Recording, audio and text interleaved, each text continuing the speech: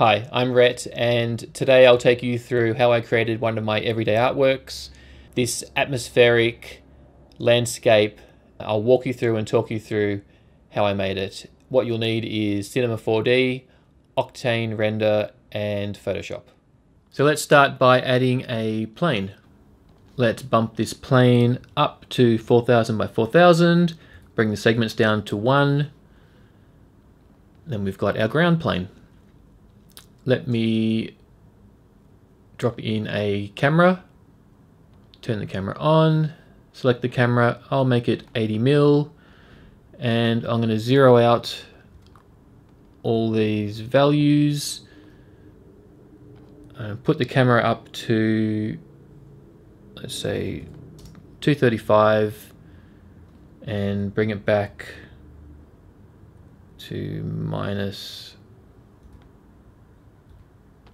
3100, and let me bring up my Octane window so we can see what that all looks like.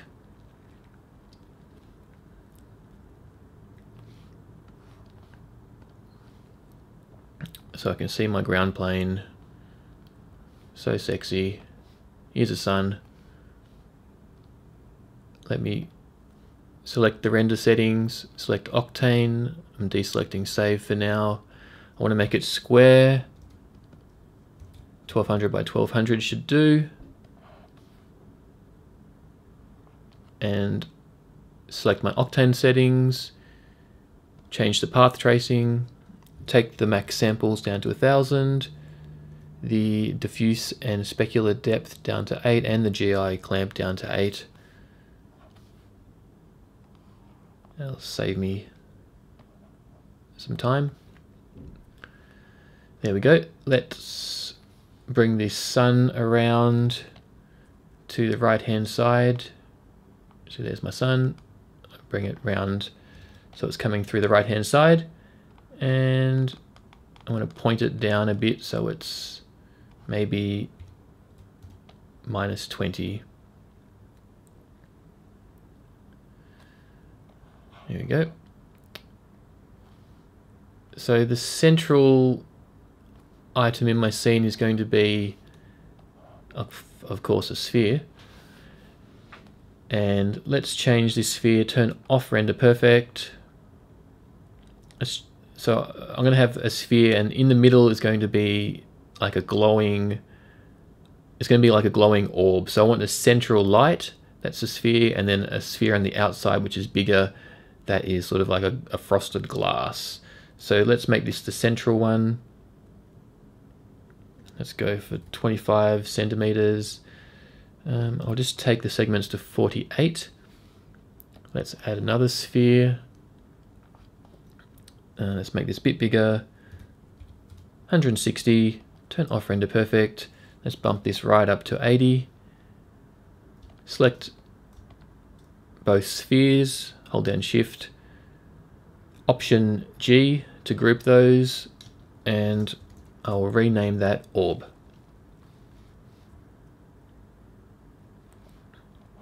Cool. Now let me just bring that up. Let me select this to bring all my windows up, and I'll keep this like center.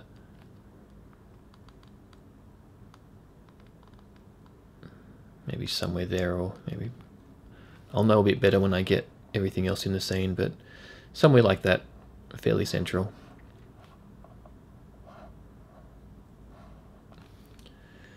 Now what I might do is get my man in there.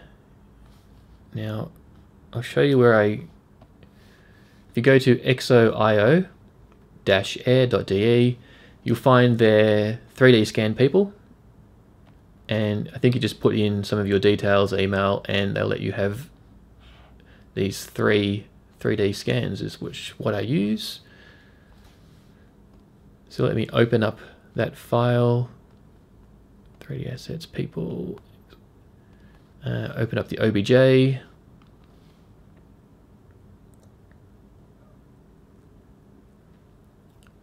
Bring my Octane window to the side a bit. So here's all the guys. I like to use this guy here. His name is Philip. Hi Philip. I'm going to copy and paste you into my scene. I cannot see you, so I'm going to deselect this camera first. Whoops. Deselect this camera, press S to find you. There you are. You are huge. I just want everything to fit into my sort of camera frame and what I've set up, so I am going to make you really small, probably around 1/10 of the size. Select the axis here, and that way I can change. Whoops. Let me deselect the camera, select Philip, and then I'll move the point of axis around about the middle, deselect that, move you into position. Okay, now I can select that and turn the camera back on. You're obviously way too huge, so I'm going to scale you right down.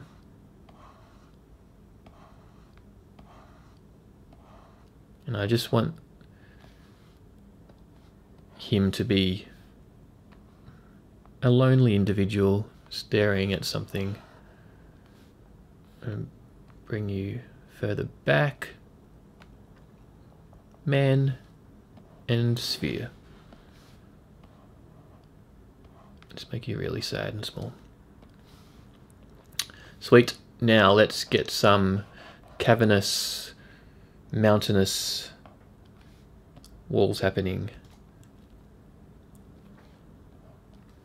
So let's start with the landscape. Select object, landscape. Now I want it fairly big. I want it quite ominous. So let's go large. Let's go 2500 by 2500, and let's make the height of this about, let's say 400. Okay, and now I want these as walls on the side, so I'm going to change the orientation to X. I'm going to rotate it 90 degrees, put it right back, so you can see there I've got a mountainous wall happening. Now, what I like to do to give me some options of rotations and looks of a wall and landscape is I will wrap this landscape around a spline. So let me just create a spline with the pen tool in the overhead.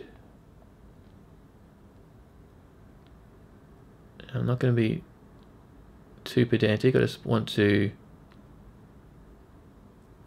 create, press space to end that, create like an irregular type of shape.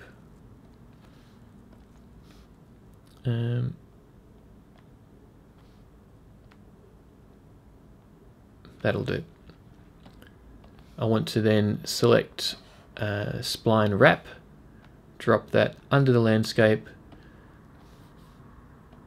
tell it to use the spline that we just made, and you can see how it's wrapped itself around that spline. So if I select the spline, the landscape will move along the axis, trying to copy that spline. So let me select all of that, Alt G, drop it into a group, call that wall, and that might be my first wall. And the beauty of this is I can deselect border at sea level, or I can change the dimensions, or I can change the seed, and each time it'll give me a different, totally different feel or look to that wall. So let me just go with that. Let me duplicate this a couple of times, Control C, V, V. Select that first wall, select the object and move that around. Rotate that to be over there.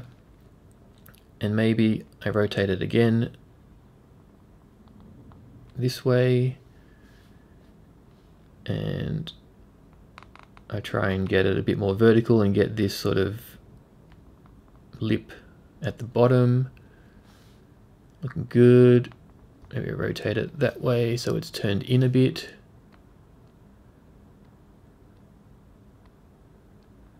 Leave a gap for the sunlight to come through. It could look nice.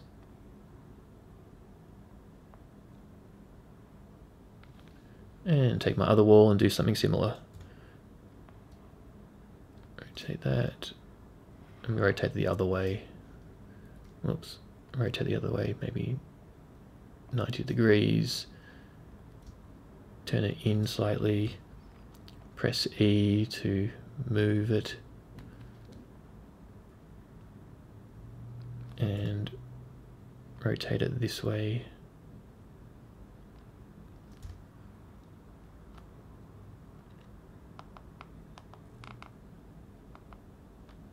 And I'll take all of them and I'll move them, not all of them, maybe move the back one up so I can see the sky still.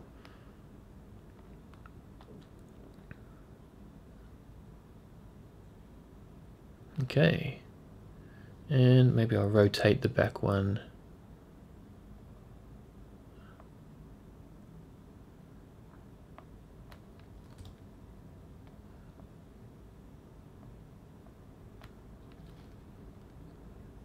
Give a bit of texture there, and this right wall, not too happy with that little bit of sun hitting that, so maybe I'll try and position that a bit differently so it's a bit more organic.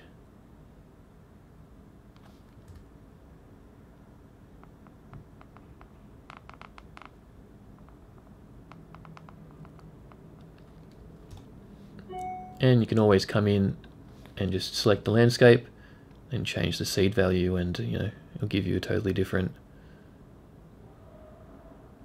look each time.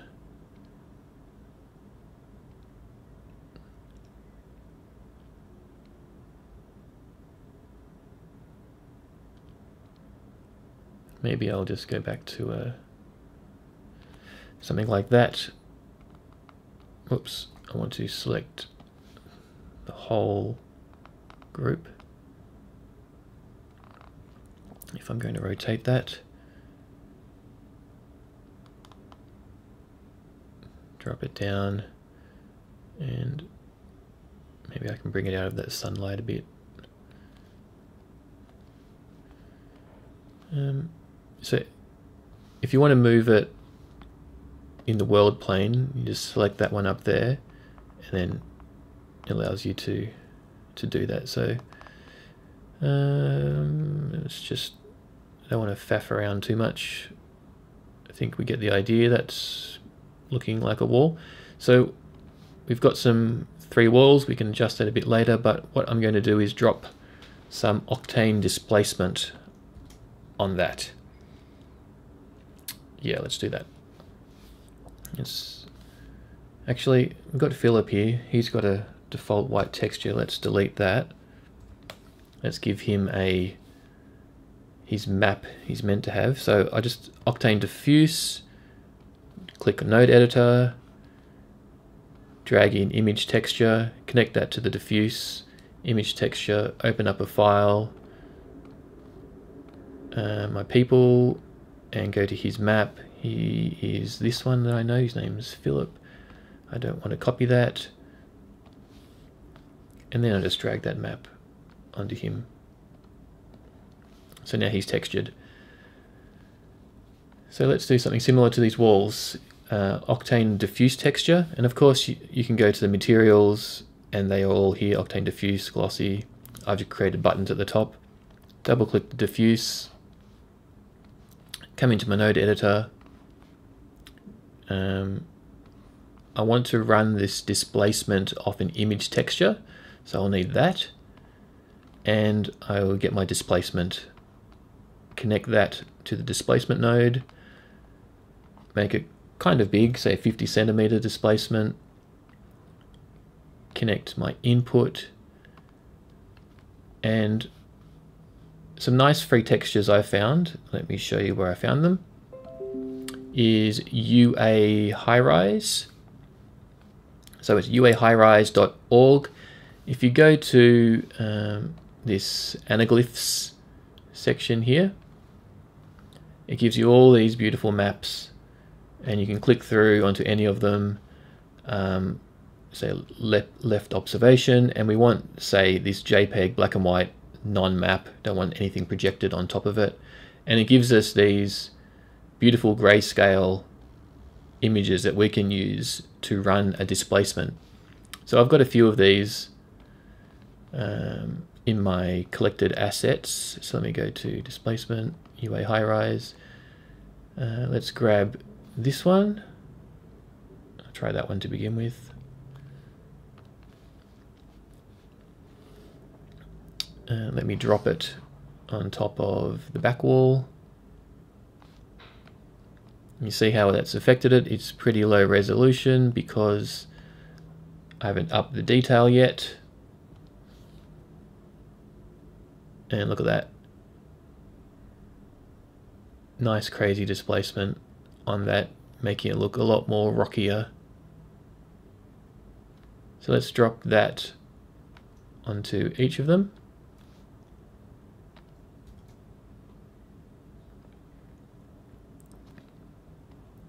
So we've got some nice rocky displaced walls happening now. And once again, I could go into each of those, just change the random seed, and it'll give me a different look to the walls altogether. But let's just say I'm happy with that at the moment. Maybe I want to give it an icy look, but maybe a bit of a rocky, icy look. So let's change it to a, a light brownish.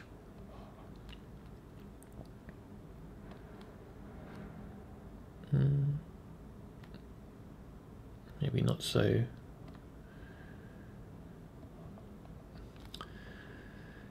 Oh, I don't hate pink. That'll do for now. I know I change the colors later, so I'll just stick with that. Nice looking wall.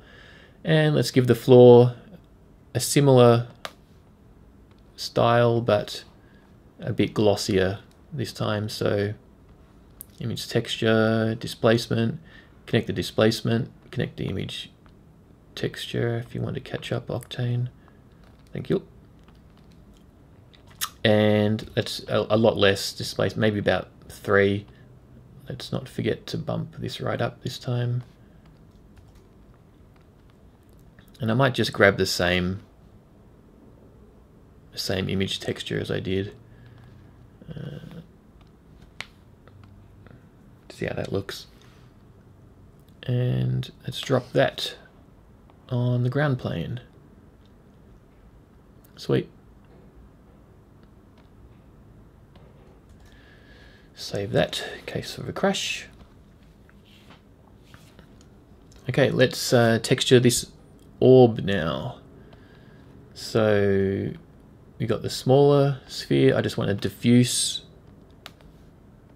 Octane material. I deselect the diffuse because I'm going to go into the node editor, and black body emission, connect that to the emission, select that, click that up here to give it a bit more of a natural fall off. I do want it to have surface brightness, and that will be my light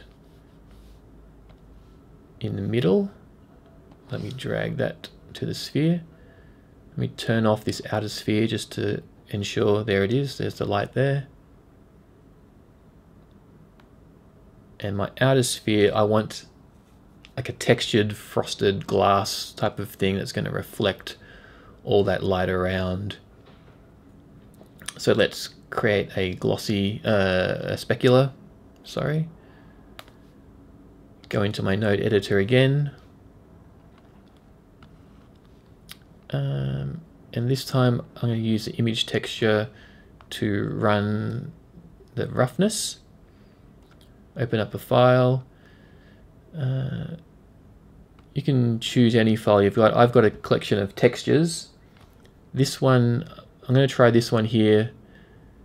You can find lots online, but I've created this one through previous painting and marbling painting experiments. So I haven't used this one before on an orb. I'm going to see how it goes. So that's connected. I'm just waiting for the thumbnail, but that should do. I can see it's like a frosted look. Now we just drag that onto the sphere. Sweet. It takes a lot longer to get that render feedback, but I can see there's some roughness changing across the sphere.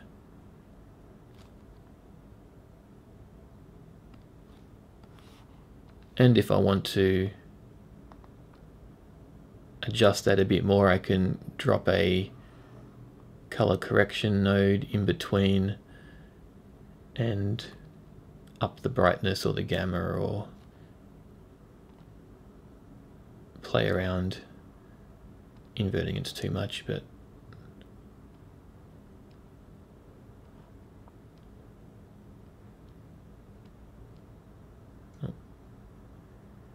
let's change my values way too much.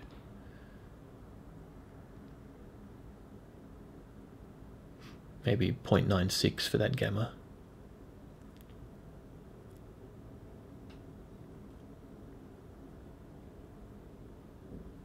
That'll do for now. Okay, it's all happening, and my favorite part is, like, we could go for a clear, realistic type of crisp look like this and adjust the textures to be a bit more realistic. Actually, let me change that ground texture to be not a default diffuse white, a bit browner again, maybe a bit more orange.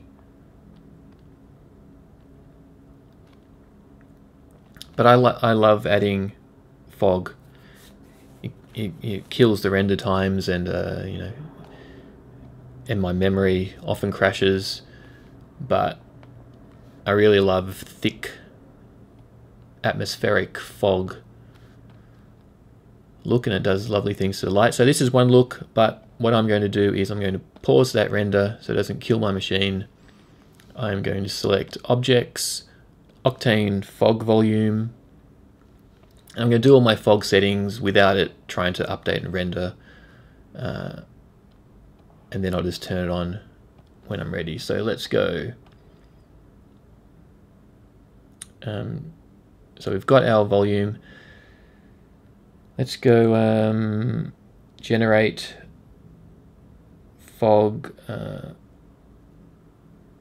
Sometimes I just click random cloud, but what I'll do is I'll go into the noise. I'll just make it a default noise. Where are you? Noise. And then bump the scale right up to something really high. We'll try that. Might not be enough. And then let's make the size of this voxel, the voxel size, much larger. So my grid of voxels is renders a lot easier, like way up, like 24. And let's increase the size. So we've got this little white box here, which is currently our volume fog.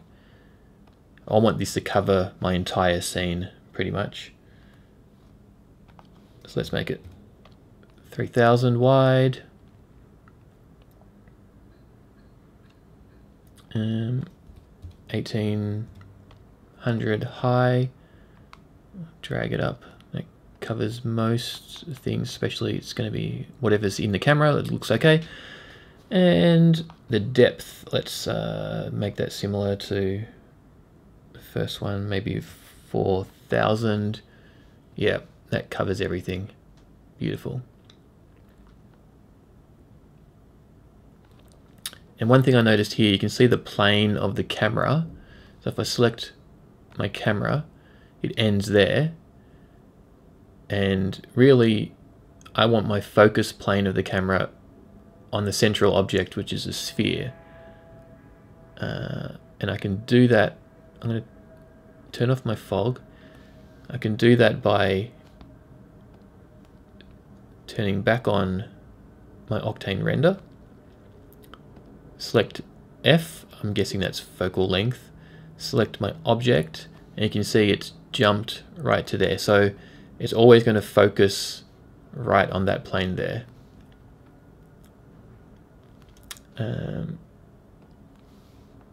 So that way, if I change the aperture or anything else, it's going to adjust it from there. So that's good. So back into my volume, change the size. So what I want from, click the medium tab, volume medium.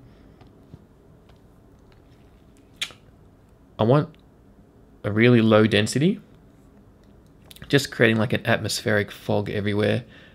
100% density is way too high for me. I'm going to bring it right down, just from experience, 0.08. I might make that up and down, and the step level to 2. The lower I put these, like the step length, the higher the quality of the fog will look, and also the lower the size of the voxels, the higher the quality of the render will look as well.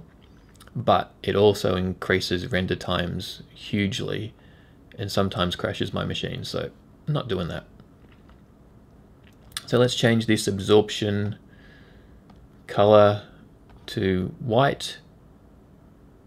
I'm going to give it a little bit of a tint, just a slight tint, similar to our scene. I'm going to make this fully white, the scatter, and the scattering phase to, let's go 0.8. The scattering phase, you'll see it has an effect on the light. When it hits the fog, it'll be a lot more lighter towards the light area and fade off to darker in the darker areas, where if you put it to 0, it'll be, I guess, more natural and consistent. But I want to give a bit more of a light haze and have an effect. So I think that's my settings for the fog. And let me just resend this scene to Octane, because I want to see what I have now done with my fog by turning it on and saying, bam, atmosphere.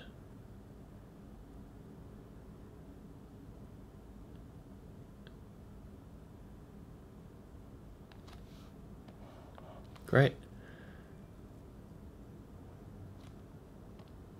So maybe I don't want the pink atmosphere because I've got the pinkish rocks already. And depending on how, I might even take this density to 0.1, even a bit thicker.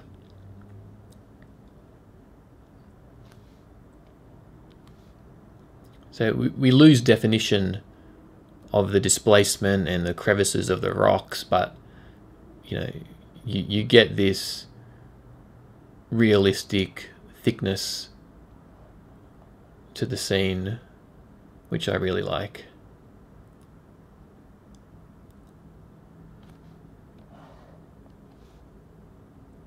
Looking good. So sometimes I don't mind this this light area at the front here. I think maybe I might want to soften that off, give it a bit more of a rough edge. So I'm just going to grab my wall again, copy and paste it, rotate it,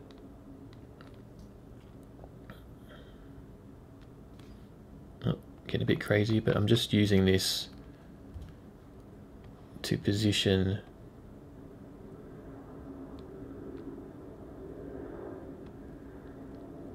out here.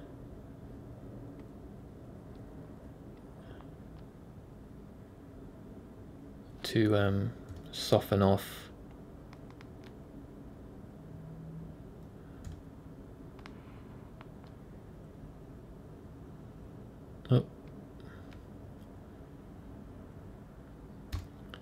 I'm just, oops, obviously I don't know how this light's bouncing off, and I'm just doing it by eye, and I don't want it in the scene.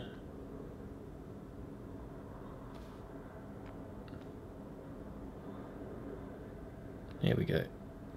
Just a bit of a jagged fall off is all I was looking for. And you can see the response time is really slow now, but that's fine. So I want to give a bit more scale. So I'm selecting my camera, go to the coordinates, I'll pitch it up maybe about 4 degrees. Yeah, so we're looking more at we've got the sense of scale from the rocks behind. I should have probably done that before I tried to touch up my scene with the light and that, but now I can just adjust that wall again.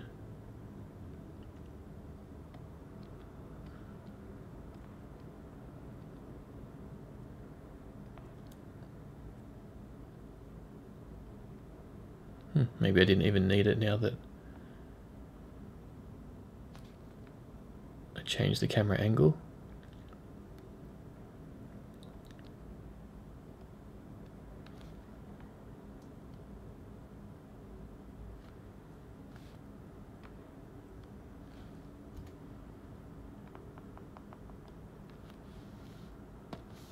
And it can be some trial and error, but maybe I don't even worry about it. I'll just get rid of that and turn it off. I'm just turning it off by holding down Option and double clicking the render and preview buttons there, and that turns them both off at the same time. Let's select this wall on the right hand side. Let's go to landscape and maybe just up. Let's up the wrong one, of course.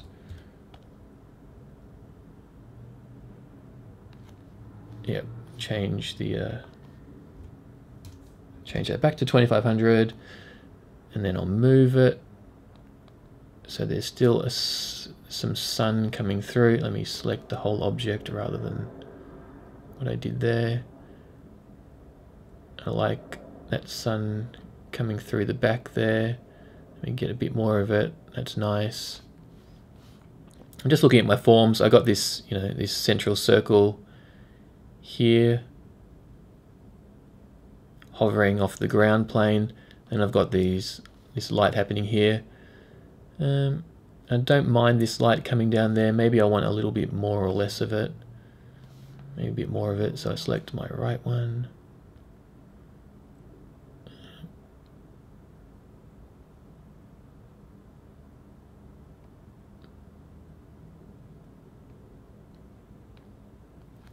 Of course, I could change the angle of my sun too.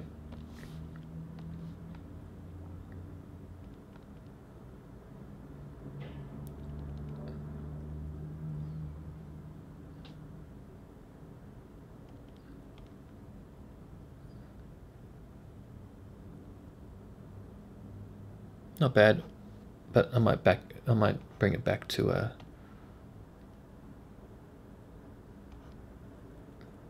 and this is all just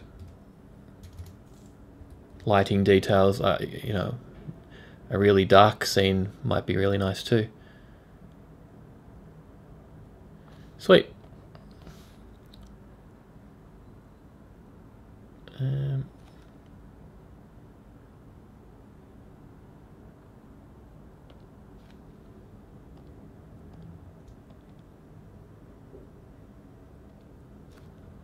I'm just turning that wall on and off to see what I've got there.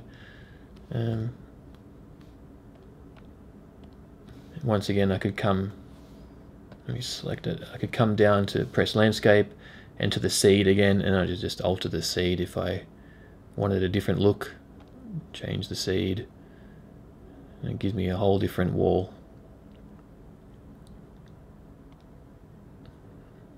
Which I usually do for about half an hour.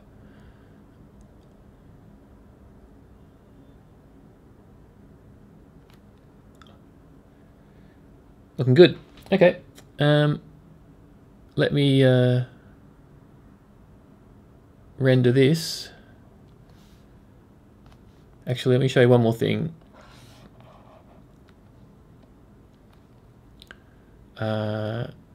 Post, enable some bloom. Let's go to maybe 20.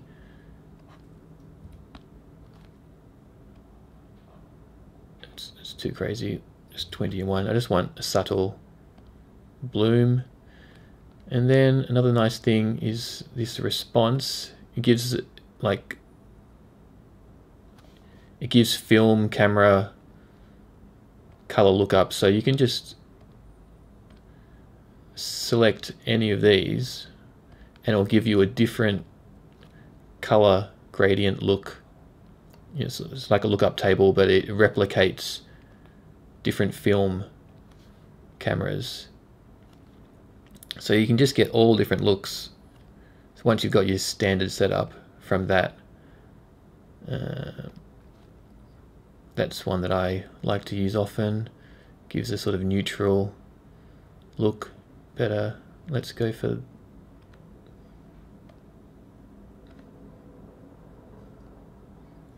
why not? Let's go for this one today. And obviously I can't stop playing with the seed of this wall. I'll keep doing that. And there you have it. That's a basic rundown on getting some mountainous walls.